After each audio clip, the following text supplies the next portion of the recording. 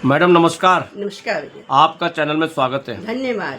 Madam जैसे कि कल जो है राखी का पर्व है यानी रक्षाबंधन, जो कि भाई बहनों का बहुत ही बड़ा पवित्र त्यौहार है बिल्कुल। और प्यार और प्रेम और स्नेह और विश्वास का अटूट ये रक्षाबंधन का प्रतीक है। बिल्कुल। अपनी ओर से क्या कहना चाहेंगी? देखिए, वैसे तो सारे त्यौहार बहुत अच्छे हैं। पूरा 12 महीने हमारे देश में त्यौहार ही होते रहते हैं, लेकिन रक्षाबंधन का त्यौहार भाई बहनों के अमर प्रेम का एक स्वरूप है, जो कि वर्षों से मनाया जा रहा है। कभी इसमें जो है देवी देवताओं का होता था, माना हमारे देवी देवताओं में विष्णु और माँ पार्वती जो है वो भाई बहन एक तरह से, तो उनसे ही शुरू होके ये शुरू हुआ है और यमी से भी शुरू हुआ है। इसी तरह अगर हम इतिहास में देखें तो महारानी कर्मवती, उसने हुमायूं को रक्षाबंधन भेजा था। जब उसके कोई युद्ध करना चाहता था तो उसने जो है रक्षाबंधन उसे भी भेज दिया कि भाई तत्कालीन वो भी यहाँ पे शासक हो रहे थे, तो उस समय से भी ये रक्षाबंधन चल रहा है।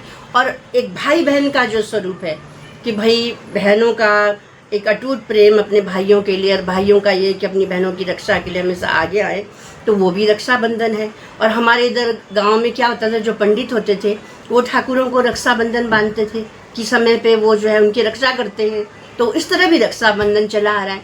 इसी तरह जैसे द्रौपदी, उसने कृष्ण के रक्षाबंधन बांधा, तो वो भी भाई बहन का अमर प्रेम इस तरह का कि बहुत समय पे उन्होंने, देखो चीरहरण के समय भी उन्होंने सहायता करी। एक समय वो साधु इतने सारे उनके घर में आए तो वो भोजन के लिए, उस समय भी कृष्ण ने सहायता करी। तो भाई बहन का ये जो अमर प्रेम है चला आ रहा, चलता रहेगा और हमेशा इसका एक स्वरूप बना रहेगा। हम ये समझते हैं कि जैसे ये पैसे के लिए होना नहीं चाहिए, प्रेम नहीं ऐसा होना चाहिए कि तो पैसे मिलेंगे सामान मिलेगा। भाई बहनों का जो विश्वास है वो कभी ख़त्म नहीं होना चाहिए। सिर्फ पैसा ही नहीं, जो वो अपनी श्रद्धा से वो दे देते हैं तो उसी में संतोष करना चाहिए। ज़्यादा लालच बहनों को भी नहीं करना चाहिए। और सबसे पहले तो है ये छोटे छोटे बच्चों को हम सिखाने लग जाए कि भाई देखो आपस में प्यार से रहो। कितना दुनिया तुम्हें अलग करने की कोशिश करे तो मुट्ठी बन करके रहो। ये पैसे का लालच या सामान का लालच या ये वो लालच, दूसरा लालच, ये कई तरह से समाज को खराब किया जा रहा है। और समय समय पे देखने में आता है कि घर को बिल्कुल ये अलग अलग कर दिया। तो इसमें जो है एक अच्छा गठबंधन होना चाहिए भाई बहनों का, परिवार के लोगों का, कि मुट्ठी बनकर रहे। कि मुट्ठी बनकर जब रहते हैं तो देश भी सुरक्षित रहता है। ये पूरे देशवासियों के लिए भी है, प्रदेशवासियों के लिए भी है, हमारे जिले जितने भी गांव हैं सबके लिए है, परिवारों के लिए है। कि छोटा परिवार जैसे होता है तो एक घर का परिवार से बड़ा देश, बड़ा परिवार, तो मुट्ठी बनकर रहे, किसी के बहकावे में ना आए। बहकावे में आने से देख रहे हैं रोज क्या क्या काम हो रहे, कितना परेशानी लोगों को उठानी पड़ रही है, विश्वास को कैसे तोड़ा जा रहा है। तो उसमें जो है यह है किसी पे विश्वास न करें। सबसे पहले तो खुद पे विश्वास करें, फिर अपने ईश्वर पे विश्वास करें, तब फिर जो अपने भरोसेमंद है उनकी सलाह लें, तब कोई कदम उठाएं। किसी पे अनजानों पे भरोसा ना करें। और जो है रक्षाबंधन की मैं बहुत सारी शुभकामनाएं प्रदेशवासियों को देना चाहती हूँ, देशवासियों को देना चाहती हूँ कि रक्षाबंधन जिस तरीके का है उसी तरह मनाया जाए। रंग बिरंगी राखियाँ ज़्यादा दिखावे में ना आए, धागों से भी बनता है, रंग बिरंगे धागों से। पुराने जमाने तो हल्दी में धागे भिगो करके उससे रक्षाबंधन बनता था, वो शुद्ध भी होता था। आजकल ये है दिन प्रतिदिन आगे आगे बढ़ रहे हैं, कोई चांदी की राखी बना रहा है, कोई कैसी राखी बना रहा है, वो अपना शौक पूरा करें और चलो जी जिसकी जैसी सामर्थ्य वैसा मनाए, हम उन्हें भी कुछ नहीं कहते। लेकिन यह फिर भी एक कच्चे धागों से, जो हल्दी में डूबे हुए धागों से भी रक्षाबंधन, जैसे टेसू के फूल से होली मनाई जाती है उसी तरह से रक्षाबंधन एक साधारण तरीके से भी, लेकिन भावना इतनी अटूट हो, वो दिखावा ना सोने चांदी में ना बह जाए। भावना ऐसी होनी चाहिए, मजबूत होनी चाहिए, जिसे कोई तोड़ नहीं सके।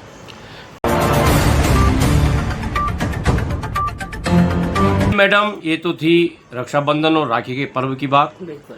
मेरी ओर से भी आपको बहुत बहुत ढेर सारी शुभकामनाएं, बधाई। धन्यवाद। अब आते हैं थोड़ा सा मुद्दे पे। बिल्कुल। पूरा ये महानगर देहरादून इस समय स्वाइन फ्लू के चपेट में आ गया है। बिल्कुल। और नदी नाले इस समय जो लगातार बारिश हो रही है, बरसात हो रही है, ये ताला बन चुके हैं।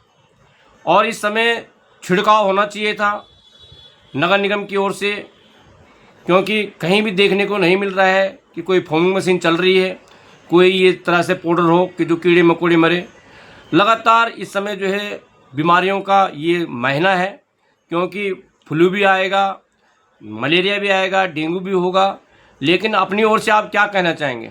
देखिए, सबसे पहले तो मैं ये बताऊंगी, ये बहुत भयंकर बीमारियां चल रही हैं और हम भी हफ्ते भर तक बीमार रहे, जिसमें कि डेंगू भी था, या आँखों में भी कुछ मतलब इन्फेक्शन हो रहा था, और साथ में जो है बुखार भी आ रहे थे। तो हमने भी दवाइयाँ वगैरह ली, तुलसी की गोलियाँ भी ली, और जो है जड़ी बूटियों वाली चाय पी, हमने जो है नीम की गोलियाँ भी खाई, और पैरासीटामोल भी लिया है, एलर्जी की गोलियाँ भी ली, आई ड्रॉप भी, एयर ड्रॉप सब डालें, तब हम ठीक हो। तो इसी तरह से अपना अपना इलाज सबको करना होगा। दूसरी बात यहाँ पर जो है कि कोई छिड़काव करने नहीं आता। मेरा मेयर महोदय से निवेदन है कि किसी तरह से क्षेत्रों में छिड़काव कब करवाएंगे, है ना। यहाँ ब्लीचिंग पाउडर या कोई और छिड़काव हो, नीम का पाउडर का छिड़काव हो, किसी तरह से तो हो, जो मच्छर बैठे हैं इधर उधर झाड़ियों में, तो घरों के अंदर ना आए। होता क्या है, एक जने को काटा मच्छर ने, अब वो डेंगू का मरीज जो है, जितना उसको मच्छर काट करके गया, वो जितनों को काटेगा उतनों को बीमारी फैलेगी, क्योंकि वो इन्फेक्शन है। दूसरा, गाजर घास। गाजर घास तो ऐसी हो रही है जैसे कोई प्रतियोगिता हो रही है। अब तो ऐसी प्रतियोगिता रखे राज्य सरकार और केंद्र सरकार कि गाजर घास जिस गांव में नहीं होगा, जिस राज्य में नहीं होगा, उसको पुरस्कृत किया जाए, स्पेशल इनाम। चाहे गांव में हर आदमी को 1000 रुपये दे, पर ये गाजर घास इसी तरह दूर होगा कि वो फूल आने से पहले ही उसको उखाड़ के जड़ से जलवा दें, क्योंकि ये आने वाली पीढ़ी के लिए बहुत भयंकर है। हम देख रहे हैं, हमारे समय में थोड़ा थोड़ा होता था, वो लापरवाही करी गई, हमने अपने खेतों से तो हटा दिया, लेकिन जो सड़कों में है उसका क्या करें। जहाँ हमारी सड़कें, उधर भी गाजर घास देखने को कम ही मिलेगा, नाम मात्र का। क्यों सब हटवाया, हमने खुद भी हटाया है। पन्नी पहन लो या उसमें दस्ताने पहन लो प्लास्टिक के, और उखाड़ के उसे जला दो। हमें बचपन में सिखाया जाता था ये चीज़ें रहनी नहीं चाहिए, तो ये बीमारियां लाती हैं गले की और कान की और आँख की, और सारे फेफड़ों में घुसता है फिर। तो गाजर घास आया था अमेरिकन गेहूं के साथ, अब वो सारी जगह ऐसे फैल रहा है कि तुलसी लगाना तो लोग भूल गए, बड़ी मुश्किल से अब याद आ रही है। लेकिन गाजर घास तो ऐसा हो रहा है जानो इसकी खेती हो रही है। तो ये तभी दूर होगा, कोई इनाम निकाले जाए राज्य के लिए, हर गाँव के लिए, हर प्रदेश के लिए, हर जिले के लिए, कि भाई इनाम मिलेगा और गरीब आदमी को 1000 मिल जाए, क्या बुराई है। ये हमारे जैन जी इन्हें मिल जाएंगे, उनको दस्ताने दिए जाएं, उनको 1000 रुपये दिए जाएं, उनके प्लस पॉइंट होगा। एक दिन में 1000 रुपये मिल रहा है और सारा साफ हो गया। जितने जने लग जाएंगे गांव में साफ हो जाएगा। माना 100 लोग लग गए गांव में, या 50 हैं तब 50 लग गए, गाजर घास खत्म। अरे एक ही जगह गड्ढे में रख करके उसे जला दें, तो अगली बार से वो कम आएगा। तो इस तरह 2-4 बार इनाम दे करके वो गाजर घास साफ हो जाए तो देश से बहुत बड़ी परेशानी दूर हो जाएगी, ये बीमारियां आएंगी। तीसरी बात, पुराने समय के लिए जैसे था, मैं बहुत धन्यवाद देती हूँ उन लोगों को, उनके हम कभी ऋण नहीं चुका सकते। अपने जो हमारे ऋषि मुनि रहे, हमारे पुराने साधु सन्यासी रहे, हमारे जो आज भी साधु सन्यासी हैं, उनका हम ऋण नहीं चुका सकते। तो ये नीम, पीपल बहुत अच्छी हवा देता है, ऑक्सीजन देता है, और नीम तुलसी, ये तुलसी भी बहुत अच्छा वातावरण को शुद्ध करती है। नीम भी जो है ऐसा है, अगर उसके पत्ते झड़ते हैं तो तालाबों में जाते, तालाब का पानी शुद्ध रहता है और मच्छर मक्खी उसमें नहीं होते। तो हम नीम को भूल गए। नीम का यह है कि हम पेड़ भी लगाए और पुराने पेड़ों का हम फायदा भी ले। नीम पाउडर पतंजलि का बिकता है, हम उस पाउडर को हर महीने 2 पैकेट अगर हर घर लाएगा और कपड़े धोएगा या पोछे वगैरह उससे धोएगा भाई, और कपड़े चाहे सर्फ में धो, किसी और उसमें धो लो, डिटर्जेंट में या उसमें लिक्विड में धो लो, लेकिन कुछ 2 पैकेट तुम लाओगे, तुम्हारी नालियों में मच्छर मक्खी होंगे ही नहीं। लेकिन एक घर से काम नहीं चलेगा, सारे घरों को कम से कम 2 पैकेट। 2 पैकेट कितने के आ रहे? 100-150 रुपये के। 100-150 रुपये में अगर तुम्हारे मच्छर मक्खी भाग रहे हैं तो तुम क्यों बीमार हो रहे हो? हर घर को ये प्रण लेना पड़ेगा, हर महीने हम 2 पैकेट तो नीम के सर्फ का प्रयोग करेंगे। पुराना होता था मोदी साबुन, उसमें नीम होता था, लाइफ बॉय उसमें नीम होता था, तो उससे नहाते थे तो नालियों में मच्छर मक्खी होते ही नहीं थे। हम तो जब बड़े हुए तो हमने छोटे छोटे बच्चे थे हम, तब मच्छर मक्खी दिखते ही नहीं थे। नाम मतलब एक आध दिख गया ना, बस एक तमाशा होता था कि मच्छर है और ये मक्खी है, न तो होते ही नहीं थे। क्यों? पुराने लोग इन्हीं साबुन से, इन्हीं सर्फ से कपड़े धोते थे, या नीम के पत्ते ही ला देते थे, उनसे नहा लेते थे। गाय का गोबर होता था, उससे लीपते थे, वो नालियों में जाना, मच्छर मक्खी होते ही नहीं थे। तो आजकल जो हम फैशन में चले गए ना, तो नहाने में शरीर में भी एलर्जी। क्यों? ऐसे ऐसे साबुन बना रहे, सब पैसा कमा रहे। साबुन में नीम जरूर होना चाहिए, एलोवेरा होना चाहिए। पतंजलि में कितने अच्छे साबुन है, जो अच्छा कर रहा है उसका तारीफ की जाए। उसमें ये नहीं कि ये पुराना हो गया, इसे हम यूज नहीं करेंगे, हम गौमूत्र वाला साबुन यूज नहीं करेंगे, हम जो है ऐसा सा यूज करेंगे जिससे हमें नई नई बीमारियां रोज आए। तो ये नहीं सिखाना हमें छोटे बच्चों को सिखाना है कि भाई स्वस्थ रहना तो ये चीज़ें यूज करो। नीम के साबुन से नहाओ, किसी को शुगर नहीं होगी नीम के साबुन से नहाओ, नीम की गोली ले लो, शुगर खत्म। आजकल इन्हीं बीमारियों ने सारा समय इंसान का ले रखा है, चलना फिरना दूभर हो रहा है, हॉस्पिटल में भीड़ लग रही है। क्या है? शुगर है, शुगर से फिर बीपी हाई हो रहा है। तो शुगर हो क्यों रहा है? और एक ये मिलावट खोरों की तो ऐसी कड़ी सजा होनी चाहिए जो मिलावट कर रहे हैं। क्यों कर रहे हैं भाई? मिलावट करने से क्या है? तुम भाई दुनिया रहेगी तभी तो तुम कमाओगे, या एक ही बार कमाना है कि मिला के उल्टा सीधा खिलाना और बीमार करना। तो ये जो है हमारे गुरुकुल बढ़ने चाहिए, आयुर्वेदिक हमारे संस्थान बढ़ने चाहिए। हर राज्य में आयुर्वेदिक संस्थान इतने होने चाहिए कि भाई पूरा कवर करें। ये नहीं कि वहाँ है ही नहीं भाई, जगह नहीं है, एडमिट करने को नहीं है। और सरकारी जो अस्पताल में उनकी सुंदरता इतनी होनी चाहिए, इतना उनका रूप होना चाहिए कि हर कोई उसमें जाए।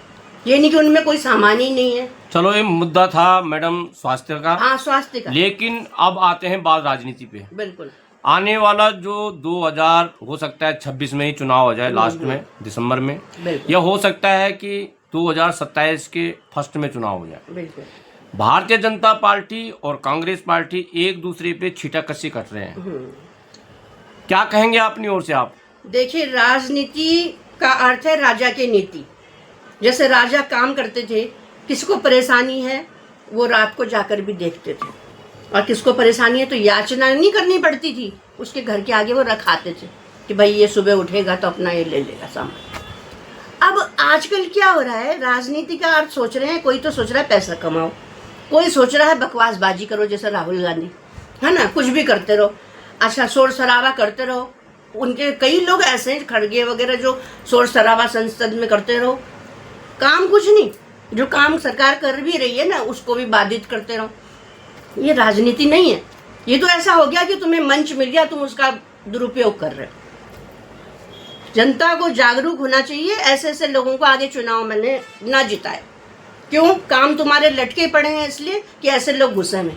हमने तो जितना लिख के दिया ना, ये दिया था पहले कि ये 5 लाख वाला जो मिल रहा है, ये भी लिख करके भेजा था। उस समय वो थे, अब ये क्या नाम है उनका, तो उनके समय में मैंने दिया था लिख करके कि गरीब के लिए तो कुछ नहीं है, कैंसर के पीड़ित लोगों को कुछ नहीं, जानवर भी अपने कारों में घूम रहे हैं, जानवरों के भी इलाज हो रहे हैं, और इंसान के लिए कुछ नहीं। तो इंसानों के लिए इतनी सुविधा, तो 5 लाख का वो सैंक्शन हुआ केंद्र सरकार से कि भाई इलाज हर कोई करा सकता है। न तो इंसान की ज़िंदगी ऐसी हो रही है कि उनको कोई नहीं पूछ रहा है। तुम जो है ये गलत लोग राजनीति में पहुँच के कुछ काम करते नहीं, कि उन्हें ज्ञान है नहीं क्या करवाना क्या नहीं करवाना, तो रटा रटाया सुनाया और बकवासबाजी करनी है, कहीं बोलना चाहिए नहीं बोलना चाहिए वो उन्हें पता नहीं, कुछ भी बक रहे हैं, कुछ भी बके जा रहे हैं कि ये होना चाहिए। हमारे पुराने शास्त्रों को भी सोच रहे हैं खराब समझे जाए, हम बहुत अकलमंद समझे। ऐसा होता है कहीं? शास्त्र देवी देवताओं ने लिखे हुए हैं, ऋषि मुनियों ने लिखे हुए हैं, तुम कौन हो भाई? तुमको तो यही नहीं पता कि राम थे कि नहीं, पहले तुम ऐसी परिभाषाएं दे रहे थे। तो किस तरह की बातें तुम लोग कर रहे हो? अपना चुप ही रहो तो ठीक है, किसी तरह तुम्हारी MP का राजनीति चलती रहे, वहाँ काम करो क्षेत्रों में, फालतू बकवास करने की जरूरत नहीं। जो सरकार अच्छा काम कर रही है वो अच्छा काम कर रही है, हर कोई जानता है, उसमें हिंदू मुस्लिम सिख ईसाई कुछ नहीं, पूरा देश एक छत्र है और सबके लिए एक जैसे कानून बन गए हैं। अपने मजे से देश में रहो, लेकिन बाहर वालों से ना मिलते रहो। बाहर वालों से मिलोगे तो वो तो तुम्हारे को जीने नहीं देंगे, उनसे बात ही ना करो फालतू बातें, अपने अपने काम में लगो, अपने अपने परिवार को देखो, अपने अपने जिसको जो जिम्मेदारी मिली उसे देखो, उसे सही निभाओ ना भाई। जिस समय तुमको मौका मिलेगा तब तुम ठीक करना, जब मौके मिले तब करे नहीं। हम लोग नहीं है बेरोजगार उस समय के, जो कांग्रेस के ज़माने के, क्या करके दिया, सबको बेरोजगार रखा, वो दिन इन्हें याद नहीं आते। मैडम, जैसे कि कल रक्षाबंधन भी है और लोगों का कहना है, देश प्रदेश वासियों का कहना है कि चीनी महंगी होने के कारण कल का जो मिठाई का त्यौहार भी था वो कल फीका त्यौहार पड़ जाएगा। क्या कहेंगे आप? देखिए, एक चीज़ है, इसमें सरकार की तो कोई गलती नहीं है। ये जो बिचौलिए हैं ना, बिचौलिए में भी जो गलत लोग हैं वही इसका स्टॉक दबा के रखते हैं, जिससे ये हो हल्ला होए कि सरकार जो है महंगाई कर रही है। सरकार क्यों महंगाई करेगी? हम ये सब्जी मंडी का हाल देखते हैं, घरों में सब्जी बेचने आ रहे हैं, कोई उसी चीज़ को 50 रुपये किलो दे रहा है, कोई उसी चीज़ को 100 रुपये बता रहा है, कोई उसी चीज़ को 80 रुपये बता रहा है। तो ये गलती ये हमारी भी है और वो बीच में जो बेच रहा है उसकी भी है। हम उनसे लें ना, 2 कदम पे मंडी वहाँ जाके ले लें, और या फिर उन्हें बताएं भाई ये भाव नहीं है, तुम हमें गलत दे रहे, हम तुमसे लेंगे नहीं, हम दूसरे सब्जी वाले से ले लेंगे। तो इसी तरह चीनी का भी चल रहा है। चीनी में जो ये बीच में बिचौली हैं वो गड़बड़ कर रहे हैं। न तो चीनी तो इतनी महंगी होती नहीं है, वह त्योहारों को में सोच रहे हैं हम ज़्यादा कमा लेंगे, वो मिलावट वाले सोच रहे हैं हम ज़्यादा कमा लेंगे। ये पता नहीं जेल जाके ज़्यादा निकलवा लेंगे, फिर उल्टा हो जाएगा ना, त्यौहार का रंग भी खराब हो जाएगा उनका, और जेल भी जाएंगे पैसा दे करके भी ना छूट रहे। चलिए, आप जो है जो ये चुनाव का जो मुद्दा मैंने कहा, हाँ। तो आप उत्तराखंड की हम बात करेंगे। आप अपनी ओर से जो ये कांग्रेस के नेता हैं, भारतीय जनता पार्टी के नेता हैं, आने वाला जो चुनाव है उस पर क्या कहना चाहेंगे आप? देखिए, आने वाला चुनाव है ये एक परीक्षा है। चुनाव हमेशा वो भी परीक्षा ही होता है। अब यह है अपने अपने क्षेत्रों का तरफ ध्यान दे लें, अपने अपने क्षेत्रों में देख लें कि नालियाँ साफ़ हैं कि नहीं, गाजर घास हटा है कि नहीं, सड़कों में पैचेस लगे हैं कि नहीं, सड़कें टूटी हुई हैं तो टॉयलेट बनवाने चाहिए। भाई इंसान खुश होगा तो वोट देता है, नहीं होगा तो दुखी होगा तो फिर देगा नहीं। ऐसा तो है नहीं कि इंसान पानी में डूब करके स्कूल जा रहे हैं तैर तैर के और तब वोट डालेंगे, है ना, ऐसा भी नहीं है। तो इसलिए जो है हर किसी को जो जिम्मेदारी मिली हुई है, जो विधानसभा है, अपना क्षेत्र है, उसमें अच्छे से काम करें। अच्छे से काम करेंगे तो तुरंत जीतेंगे, और ज़्यादा चांसेस बीजेपी के हैं। लेकिन भाई अपने क्षेत्रों में काम जरूर कर लें। क्षेत्रों में हम देख रहे हैं कई जगह काम नहीं, और हमारे क्षेत्र भी ऐसे ही पड़ा है।